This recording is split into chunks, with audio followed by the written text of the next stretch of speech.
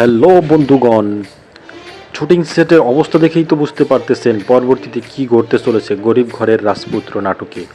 ১৩তম পর্বে দেখুন, মেঘলা তার চেহারে ঠিকই বসে গেছে, সেখানে অনেক এসে তার সাথে তর্কে জড়াচ্ছে। কি হচ্ছে সামনের, চোখ রাখুন দেখতে।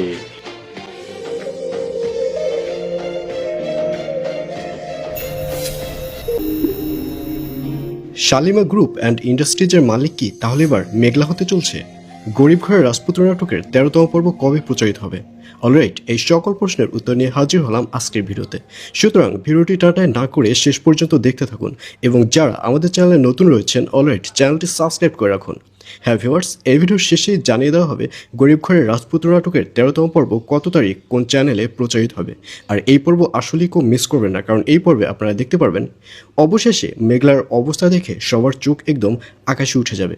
কারণ মেঘলা যখন শালিমা গ্রুপ অ্যান্ড ইন্ডাস্ট্রিজে ঢুকবে তখন সবাই তাকে তুচ্ছ করে যখন ইন্ডাস্ট্রি থেকে বের করে দেবে, তখনই ওখানের যে ম্যানেজার রয়েছে সে এসে বলবে যে এই যে শালিমা গ্রুপ অ্যান্ড ইন্ডাস্ট্রিজ রয়েছে, এই ইন্ডাস্ট্রিজের একমাত্র মালিক হচ্ছে মেঘলা। আর এই কথা শুনে অনিক, বৃষ্টি এবং ওখানে যারা যারা রয়েছে সবার চোখ একদম কপালে উঠে যাবে। এবং অনিক তো মূলত ওখানে এসেছে শালিমা গ্রুপ অ্যান্ড ইন্ডাস্ট্রিজের সাথে ডিল করতে, কিন্তু যখন অনিক জানতে পারবে যে শালিমা গ্রুপ অ্যান্ড ইন্ডাস্ট্রিজের মালিক মেঘলা, ঠিক তখনই অনিককে দেখা যাবে সে ওই স্থান থেকে চলে যাবে।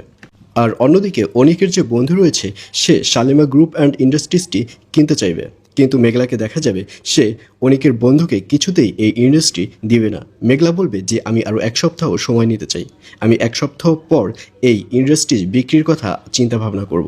এসব বলতে দেখা যাবে মেঘলাকে। তো ভিউয়ার্স, জানিয়ে দিচ্ছি এই পর্বটি কবে প্রচারিত হবে।